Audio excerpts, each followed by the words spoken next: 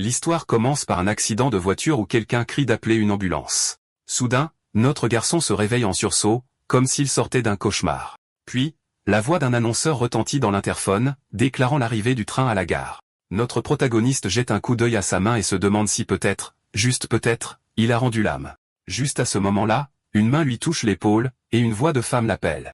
La fille lui demande s'il pourrait l'aider avec ses bagages. Quand il se retourne, il est stupéfait de voir la femme et la reconnaît instantanément. Notre héros se demande comment elle a pu rajeunir autant et remarque que ses vêtements datent de sa première année. Il ne cesse de la regarder de près. En apercevant son reflet dans la vitre du train, il se rend compte que ce n'est pas la seule à avoir rajeuni. Notre protagoniste se voit à 19 ans et est complètement époustouflé. Il commence alors à se demander sarcastiquement si, par miracle, il n'aurait pas été réincarné.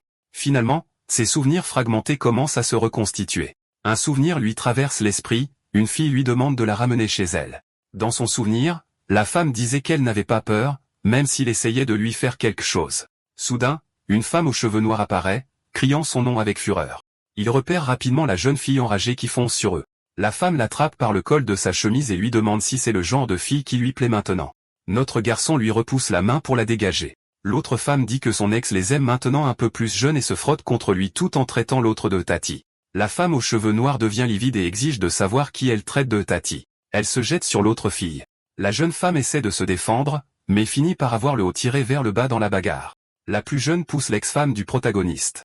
Elle perd l'équilibre et tombe dans la rue, directement sur la trajectoire du fameux camion, qu'un. Notre héros lui crie de faire attention. Il réussit à lui saisir la main, mais il est déjà trop tard.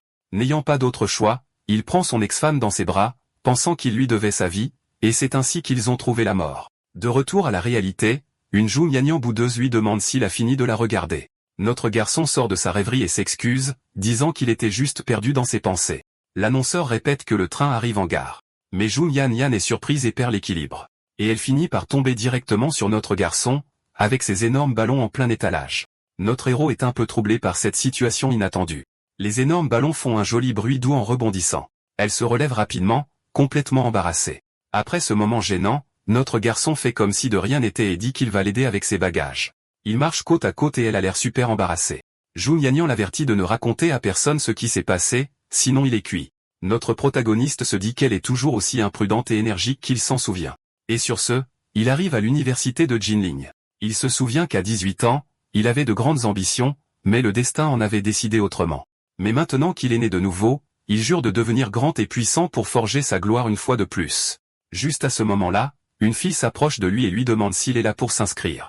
Il regarde la fille et la reconnaît, c'est Shen Wan.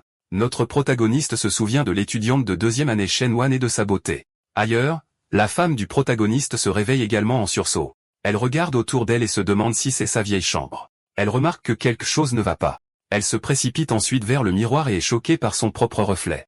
La fille réalise qu'elle est née de nouveau et est complètement abasourdie. Avec un sourire, l'étudiante de deuxième année se présente comme Shen Wan et propose d'aider Zhu Yuan.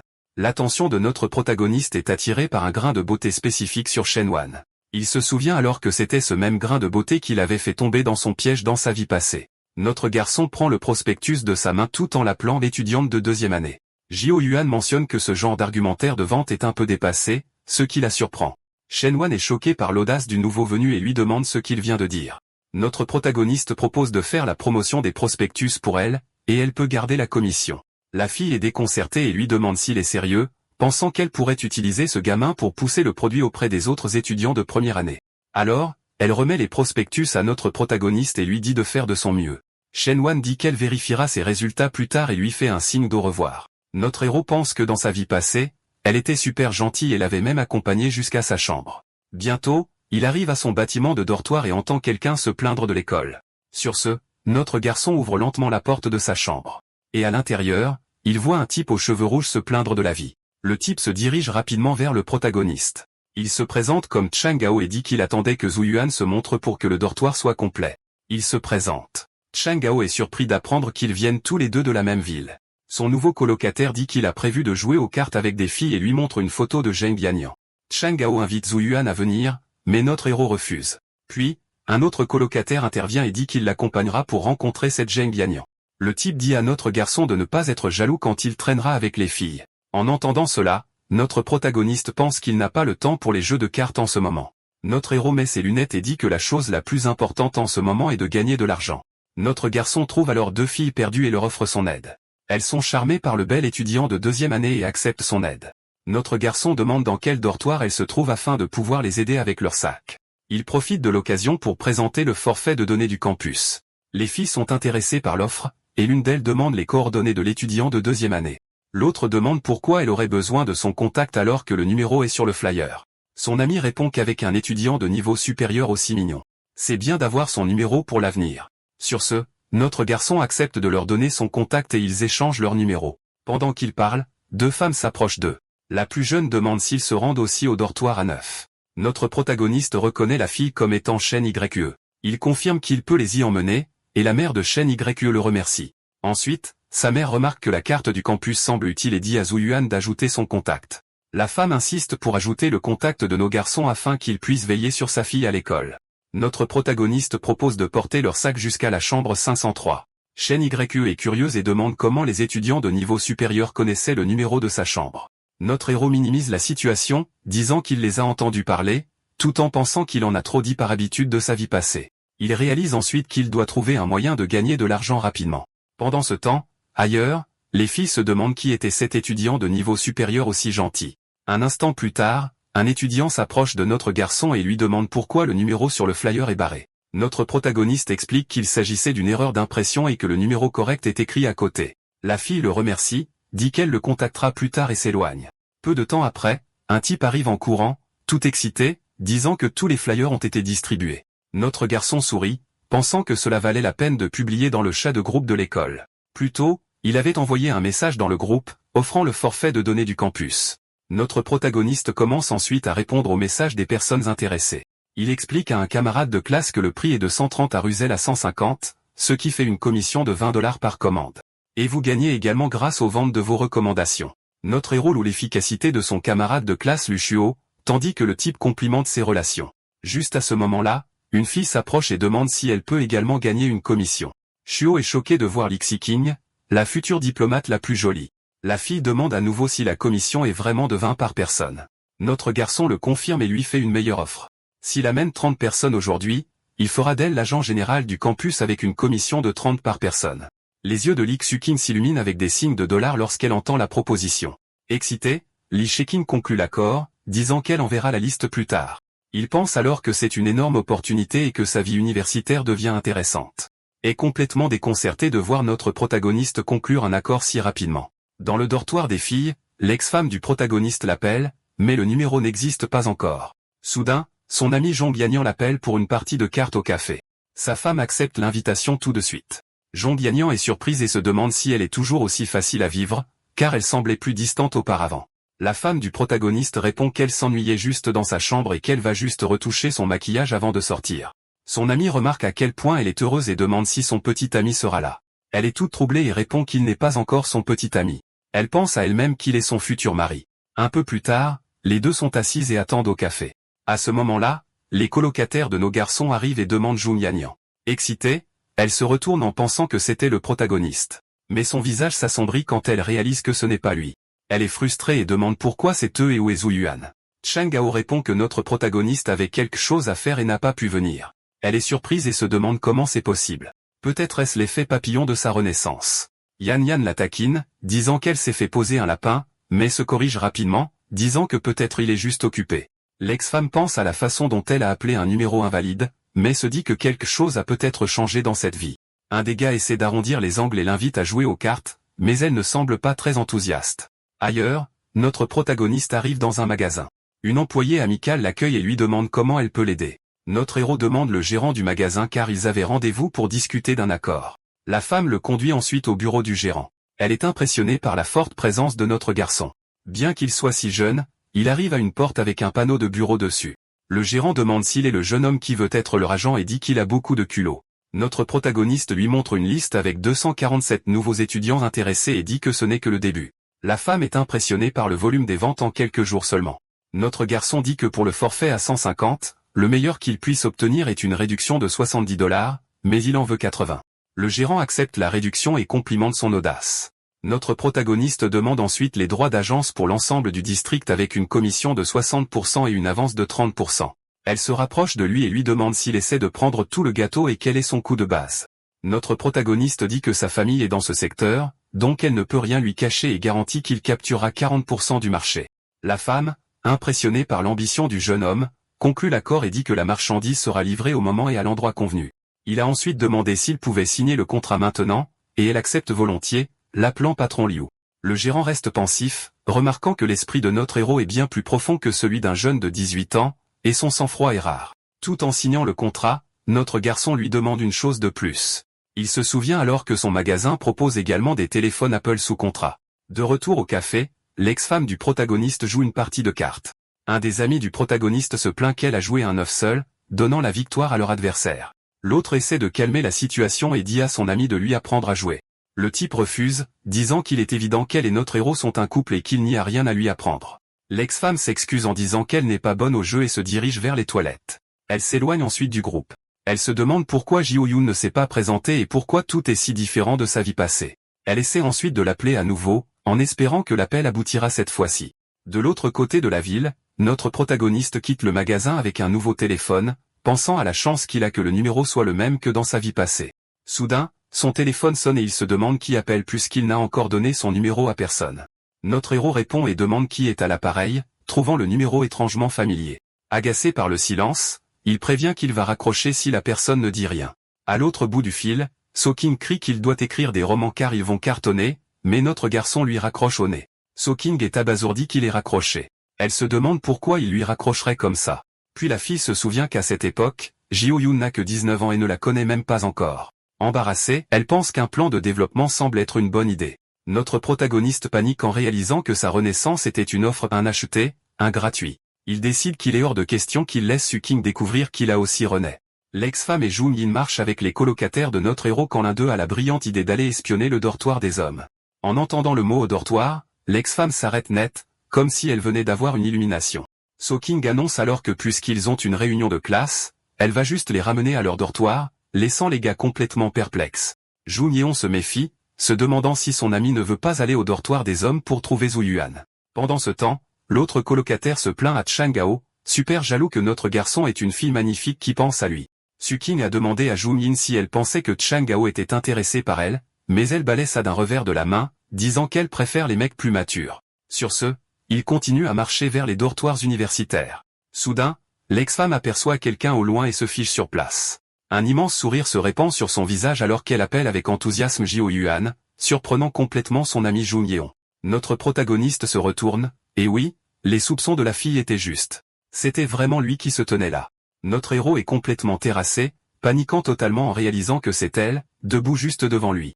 Jung-Yeon est bouche bée quand elle découvre que ce type est le fameux Ji-Yuan dont son ami n'arrêtait pas de parler. So-King réduit rapidement la distance, mais notre garçon fait l'idiot et demande qui elle est. Elle se présente formellement, lui rappelant qu'ils étaient dans la même classe, et notre héros ne peut s'empêcher de penser à quel point elle était belle dans sa vie passée. Chang, observant la scène, Jung-Yeon pense que l'ambiance entre eux est super bizarre. Ça ne ressemble pas à une dispute de couple, mais à quelque chose d'autre. Notre MC est totalement déconcerté par son ambiance et lui demande si elle le drague, et elle suggère qu'il devrait apprendre à se connaître à nouveau. Avec un regard déterminé, l'ex-femme se dit que cette fois, c'est à son tour de le poursuivre et de le conquérir. Notre héros la coupe, en disant qu'il aime déjà quelqu'un d'autre, tout en pensant « je ne vais pas retomber dans ce piège ». Le sourire de So-King disparaît en un instant, et elle a l'air complètement et totalement choquée. Elle demande avec incrédulité s'il aime vraiment quelqu'un, et notre garçon rétorque sarcastiquement « est-ce si bizarre pour moi d'aimer quelqu'un ?»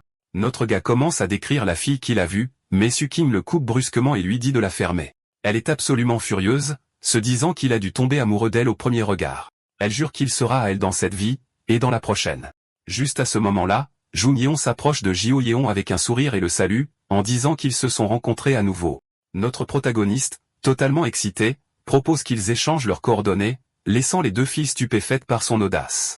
So-King est choquée quand elle voit son téléphone, pensant que quelque chose cloche car il semble beaucoup plus compétent qu'avant. L'ex-femme de notre MC affiche un sourire et accepte d'ajouter son contact, puisqu'ils sont camarades de classe et tout le reste. Voyant comment les choses se passent, notre héros se dit que les ennuis ont enfin commencé et qu'il doit trouver un moyen de s'en sortir. Jung-Yeon intervient en suggérant qu'il est préférable qu'ils ne s'ajoutent pas tout de suite et qu'ils attendent peut-être une autre fois. Pile au bon moment, un colocataire arrive et parle à notre garçon d'une réunion de classe à 7 heures du soir.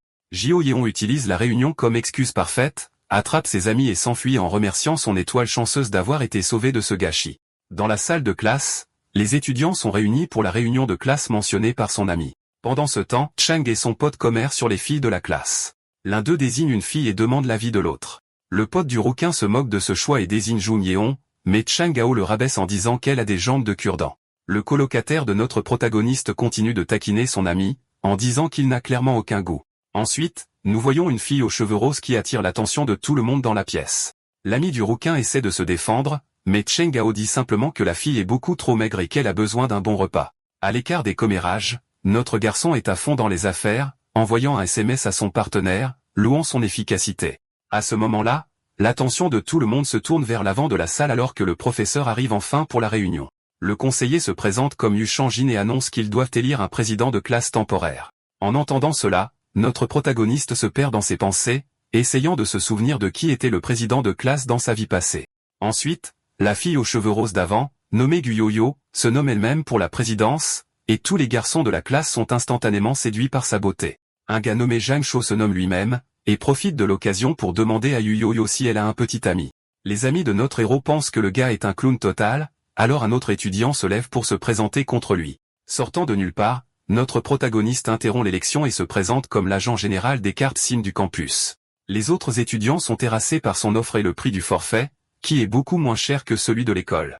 Le professeur est complètement pris de court par le coup de notre protagoniste en plein milieu de son cours. Sur ce, il offre l'un des prospectus au professeur. Notre héros explique alors que le forfait est idéal pour la recherche, et le professeur convient que c'est une affaire fantastique. Sur ce, Jio Yeon continue son argumentaire, en disant que les frais d'internet deviennent très bon marché pour un dortoir de 4 personnes. Le conseiller est très impressionné, pensant que si notre garçon devient président, il peut simplement se détendre pendant 4 ans. Un étudiant s'enquiert de la commission, et notre protagoniste offre un montant généreux mais demande un vote en retour. Voyant l'offre généreuse, les autres étudiants sont emballés et décident de voter pour lui pour le poste de président de classe. Et juste comme ça, Zhu Yuan est élu président temporaire avec la fille aux cheveux roses Gu Yoyao comme vice-présidente. Gu Yoyao s'approche de notre héros, en disant qu'elle veut aussi acheter une de ses cartes. Elle dit ensuite avec un sourire qu'elle est venue soutenir son entreprise et demande s'il ne va pas l'accueillir. Notre protagoniste devient un peu nerveux et essaie de changer de sujet, pensant qu'elle essaie de flirter avec lui. Juste à ce moment-là, une autre fille arrive toute excitée, en disant qu'elle a convaincu 5 autres personnes et demande sa commission. Voyant la situation, la fille aux cheveux roses place simplement sa pièce d'identité sur la table pour s'inscrire. Elle se penche près de lui et murmure que le prix pour l'avoir ignoré sera bien plus élevé que le forfait de données. Avec un sourire narquois, Gyoya remarque qu'il a osé l'ignorer, et maintenant il va en payer le prix. Dans les douches, un ami demande si Jio Yuan ne va pas draguer l'une des jolies filles qui ont acheté ses cartes. À cela, notre protagoniste commente qu'il n'avait jamais su que son ami était un tel coureur de jupons. Cheng Gao se vante alors qu'un vrai homme doit être un homme à femme pour avoir une quelconque valeur. Mais son autre ami le taquine, lui rappelant qu'il parlait juste de vouloir une romance pure, et le rouquin essaie de se justifier. Soudain, l'un des gars remarque une odeur bizarre et vraiment forte provenant de l'une des douches. Ils découvrent d'où vient l'odeur et se moquent de leur colocataire pour avoir un passe-temps aussi particulier. Notre héros interrompt alors le plaisir et explique que ce n'est que l'odeur des fleurs de Fétinia. Ses amis sont émerveillés par ses connaissances et lui demandent comment il en sait autant sur ce sujet. Sortant de la douche, Jio Yuan révèle un physique musclé, laissant son ami aux cheveux roux complètement choqué. Le rouquin se plaint alors que son propre corps ressemble à un poulet plumé parce qu'il est si maigre. Notre protagoniste lui donne quelques conseils d'entraînement et dit qu'il s'en va, disant aux autres de se dépêcher. Désespérés, les deux qui se douchent encore crient à notre héros d'attendre après eux. Une fois habillés, ils discutent des uniformes d'entraînement militaire qu'ils doivent récupérer demain. Pendant qu'ils marchent, les amis décident de lui acheter des cartes. Même si Jio Yeon l'a offert gratuitement, notre protagoniste est surpris, réalisant que maintenant 3 de ses 4 colocataires veulent acheter une carte. Un des amis propose un achat groupé et demande un rabais amis et famille, $9,90 pour des données illimitées. Cheng Gao pense que le prix est ridicule, mais son colocataire défend l'idée, disant que Zhu Yuan peut sûrement leur obtenir un rabais. Tout à coup, Shen Wan, l'étudiant de classe supérieure qui vendait des plans, se présente et salue notre héros. Les mâchoires du colocataire tombent, se demandant pourquoi elle vient de l'appeler un étudiant de classe supérieure. La fille se plaint qu'il n'ait pas répondu à ses textos, mais notre protagoniste s'excuse, disant qu'il était occupé. Avec un sourire, notre garçon lui dit d'aller se sécher les cheveux, pour qu'elle ne tombe pas malade et d'aller chercher sa carte demain. L'étudiante de classe supérieure est complètement charmée par sa gentillesse. Elle le remercie ensuite de sa préoccupation, dit au revoir et s'éloigne en lui faisant joyeusement signe de la main. Ses amis s'entassent immédiatement autour de lui, choqués, et exigent de savoir quel est son problème avec cette fille, mais Jo-yoon fait juste comme si de rien n'était. Notre protagoniste essaie de changer de sujet et presse les gars de retourner au dortoir. En chemin, il croise d'autres filles qui le saluent également. Les colocataires sont, une fois de plus, complètement abasourdis par la popularité soudaine de leurs amis. Ils commencent à chuchoter que Jo-yoon pourrait être une sorte de gros bonnet déguisé et décident de l'interroger de retour dans la chambre. Notre héros remarque les regards suspects de ses amis. De retour au dortoir, les 3 colocataires le coincent et exigent qu'il crache le morceau. Sous la pression, Jo-yeon invente une histoire sur le fait d'avoir un frère jumeau qui est un étudiant de classe supérieure à l'université pour les tromper. Ses amis sont totalement abasourdis par la révélation et sont sceptiques, se demandant s'il se moque d'eux. Ils commencent à y croire cependant, commentant qu'avec un frère comme ça, il n'aura aucun mal à trouver une petite amie. Juste à ce moment-là, le téléphone de notre héros sonne et l'identification de l'appelant affiche un appel de Lee-shiki. Notre protagoniste répond à l'appel, plongé dans ses pensées, essayant de se souvenir de qui c'est. À l'autre bout du fil, la fille l'informe qu'elle a déjà atteint son quota de vente de 30 personnes, le laissant complètement surpris. Ses colocataires sont bouche bée, et notre héros promet à la fille une récompense de 200 100 $ pour son excellent travail. Il demande comment elle a fait si rapidement, et la fille veut savoir si elle recevra une prime d'entreprise pour une nouvelle idée qu'elle a. Alors, notre gars offre de lui offrir un repas en guise de remerciement personnel pour son aide. Mais la fille surprend tout le monde et demande carrément si le dîner peut être converti en argent comptant. Ses amis craquent complètement, éclatant de rire à la vue de la première fille à y conduire notre héros, qu'il appelle juste une profiteuse. Il offre 200 de plus pour la nouvelle idée, et elle explique qu'elle va publier une jolie photo sur le forum de l'université. Notre protagoniste réalise que vendre moins cher pourrait causer des problèmes avec d'autres agents et sait qu'il doit l'avertir. Il accepte le plan et promet de lui donner la récompense de 200 $ le lendemain, ce qui excite la fille. Le marché conclu, notre protagoniste finit par raccrocher et met fin à la conversation. Ses amis font immédiatement pression sur Zhu-yuan pour qu'il avoue qui était la fille au téléphone, le taquinant à propos de sa coopération commerciale. Notre protagoniste se vante qu'il est plus beau et meilleur en affaires, c'est pourquoi les gens le recherchent pour des partenariats. Il dit à tout le monde d'aller se coucher parce qu'il est tard, et un colocataire demande à être réveillé tôt pour aider aux ventes. Plus tard au lit, notre héros fait un cauchemar et se souvient que son ex-femme lui dit qu'il devrait l'aimer pour toujours. Le souvenir continue avec elle le menaçant d'une manière effrayante, au cas où il oserait gâcher les choses. Avec un regard fou dans les yeux, Su-ching dit que s'il la trahissait un jour, elle le hanterait jusqu'au bout du monde dans la prochaine vie. Que notre protagoniste se réveille avec un sursaut, effrayé et à bout de souffle. Il réalise alors que la prochaine vie est réellement réelle et est confus car il n'a jamais maltraité son ex-femme. Notre garçon pense que son succès commercial et son changement d'attitude pourraient la rendre méfiante. Notre héros décide qu'il doit trouver un moyen de la tester pour confirmer si elle s'est également réincarnée. Le lendemain, notre héros et son colocataire sont dans la salle de classe en train d'organiser les uniformes d'entraînement militaire. Juste à ce moment-là, Gu Yoyo se présente et le salue, surprise de le voir là si tôt le matin. Jo-yuan lui dit que son timing est parfait, laissant la fille aux cheveux roses un peu confuse. Il explique ensuite qu'il manque de temps et lui demande d'aider à distribuer les uniformes aux autres élèves de la classe. La fille accepte la faveur mais dit qu'il lui doit un repas en guise de paiement, et notre garçon promet qu'il paiera l'addition. À ce moment-là, une autre étudiante arrive en trombe, interrogeant furieusement Gu Yoyo pour avoir invité le gars à sortir. Yao répond avec suffisance qu'il est célibataire, donc la saison est ouverte pour tout le monde. Sa rivale accepte alors de rivaliser de manière loyale, car elle n'abandonne pas un gars aussi incroyable et dévoué. De loin, So-king observe la scène et trouve tout cela très étrange, car rien de tout cela ne s'est produit dans sa vie passée. Juste à ce moment-là, Jun-yoon apparaît, l'appelant par son nom et la surprenant. Son ami taquine ensuite Su-king, lui demandant si elle était juste figée en place en train de regarder son futur petit ami dans la salle de classe. Jun-yeon est curieuse de savoir ce qu'il y a de si spécial chez notre protagoniste qu'il pourrait attirer quelqu'un comme la présidente de classe. Mais l'ex-femme de notre héros ignore les taquineries et dit qu'ils doivent se concentrer sur la distribution des uniformes. Juste à temps, un Cheng-gao très joyeux se présente et propose d'aider Zhang Yin, l'appelant Yan Yin. Elle saisit l'opportunité et s'enquiert de la relation entre Zhu-yuan et Su-king, mais le rouquin dit qu'il n'en a aucune idée. Jun Yin s'indigne et défend Su-ching, parlant de la façon dont elle est incroyable et de la façon dont elle a même été élue présidente de classe en plus de tout cela. Mais Cheng-gao défend son ami, disant que Zhu-yuan est tout aussi incroyable puisqu'il est président et agent général pour les cartes SIM du campus. La fille est alors choquée par le bas prix du plan, et le rouquin la taquine, disant qu'elle n'a jamais pris la peine de demander auparavant. Elle se souvient alors d'un étudiant de classe supérieure se vantant du profit des cartes et réalise que notre garçon doit en faire beaucoup plus. Elle demande combien de personnes achètent chez lui, et Cheng-gao dit une tonne, et que Su-king devrait simplement abandonner. Curieuse de toute l'affaire, la fille demande les coordonnées de notre héros, mais le rouquin dit qu'elle peut simplement acheter chez lui. Jun Yeon le rabaisse alors, demandant pourquoi elle achèterait auprès d'un intermédiaire alors qu'elle pourrait obtenir un meilleur prix, directement à la source. Pendant ce temps, Shen Wan s'approche de notre protagoniste et demande comment se passent les ventes, puisque 20 personnes l'ont déjà contacté. Notre héros devient nerveux, pensant qu'elle n'a pas remarqué l'erreur sur le dépliant, et demande combien elle gagne par personne. L'étudiante de classe supérieure répond fièrement qu'elle gagne 30 par personne, ce qui ferait 600 en une seule journée de travail. Notre garçon fait alors une contre-offre, lui offrant 50 par personne si elle lui transmet les contacts.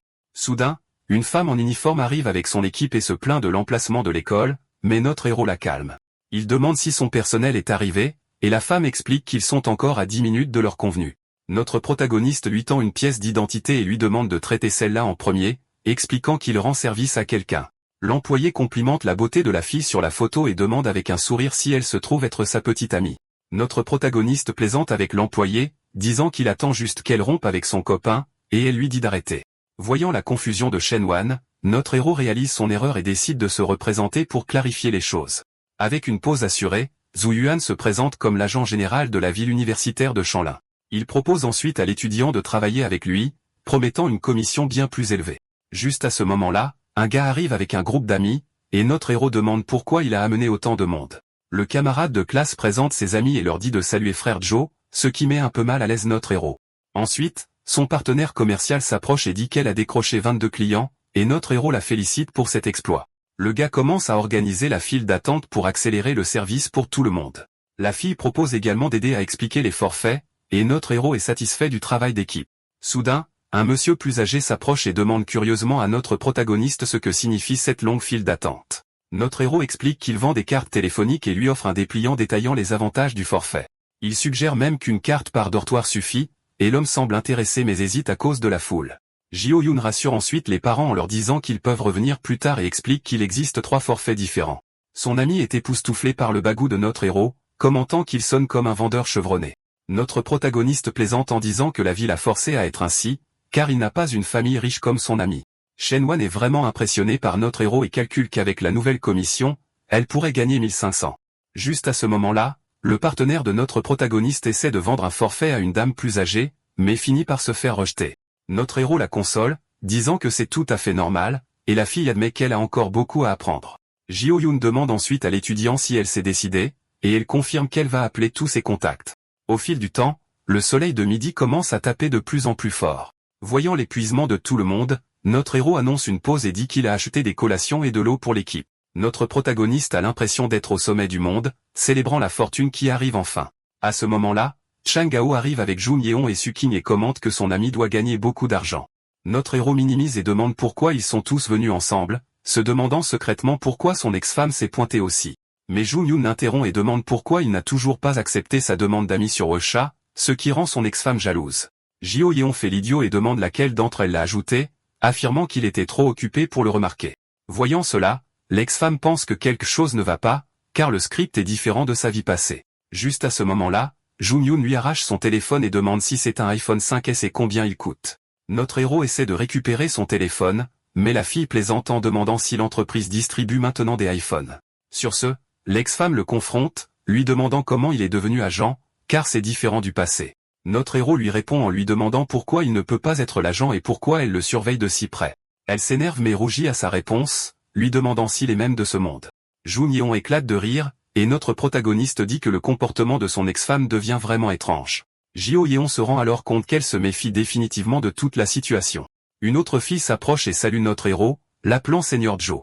Il s'excuse d'avoir trompé la fille et sa mère, mais Jun Yeon dit qu'il n'était pas honnête. Notre protagoniste s'incline, demandant pardon, et dit que c'était un mal nécessaire pour les affaires. Jun Yeon exige alors qu'il offre un repas à la fille pour s'excuser, et notre héros accepte de payer après avoir terminé son travail. Soudain, le gars de la file d'attente plutôt se présente et salue notre protagoniste. Jio Yeon le présente comme son meilleur ami, Liu Shuo, et le gars est ravi du compliment.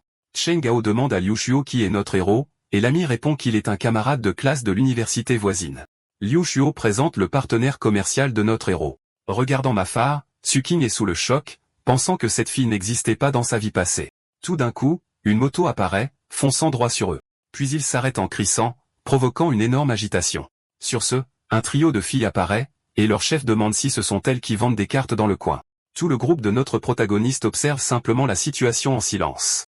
L'Ishiki offre alors ses cartes pour 145 et dit qu'elle fera 140 si elles achètent en gros. Notre héros devient tendu, pensant qu'elles sont là pour causer des problèmes, et se demande si son partenaire peut gérer ça. Ses amis commencent à chuchoter, se demandant si les filles sont là pour se battre. La tête de Rozo s'énerve, jette les dépliants de l'Ishiki par terre et l'accuse de voler les affaires de son frère. Le partenaire de notre héros essaie de s'éclipser, disant qu'elle est occupée, tout en pensant qu'elle n'avait pas vu venir cette concurrence. Mais la brute ne la laisse pas partir et lui saisit fermement le bras. Shiki dit à la fille de la lâcher, disant que c'est juste comme ça que le marché fonctionne. La survie du plus fort. Le Reddit n'est pas du tout comme cette réponse et pousse violemment le partenaire de notre protagoniste. Notre protagoniste attrape son partenaire avant qu'elle ne puisse tomber et demande si elle va bien. Jio Yeon s'avance alors, dit que c'est lui qui est responsable et affronte la rousse. Jun Yeon pense que notre héros est super sexy, mais So King dit juste qu'il ne fait que jouer au héros. Juste à ce moment-là, d'autres motos s'arrêtent sur les lieux, faisant vrombir leur moteur pour intimider le groupe. Le frère de la rousse apparaît enfin et les regarde de haut, disant qu'ils ne sont qu'une bande de débutants. La fille s'excite et appelle son frère pour qu'il s'occupe du problème. Le gars demande si c'est lui qui s'appelle Joe, et notre héros le confirme. Il prétend être l'agent officiel de la région et se plaint que notre héros envahit son territoire avec des prix bas. Notre protagoniste exige de voir un contrat et le dénonce, disant que c'est sa sœur qui a commencé les choses. Ses amis sont d'accord avec notre héros, et l'Ishiki se sent protégé par ses actions. Le rival suggère qu'il règle les choses à l'ancienne, puisque parler ne fonctionne pas, et notre héros l'interroge. Le chef de gang semble impressionné par le courage de notre protagoniste. Mais notre héros pense que le gars ne fait que bluffer et ne connaît rien aux affaires. Le rival le met alors au défi de se rencontrer à 8 heures à un stand de barbecue. Jio Yeon calme son partenaire, lui disant qu'il n'y a pas de territoire, et lui dit d'aller aider les clients. Jun Yin complimente l'attitude héroïque de notre héros et avertit So King que le conquérir ne sera pas facile. À ce moment-là, ces femmes remarquent que sa nature protectrice est identique à celle de ses futurs mois et commencent à devenir vraiment méfiantes. Chen Gao conseille alors à Zheng Yin de rester en dehors de la vie amoureuse chaotique de notre protagoniste. So King le confronte et lui demande si l'Ishiki est la fille qu'il a dit aimer. Notre héros répond alors froidement que ça ne la regarde pas.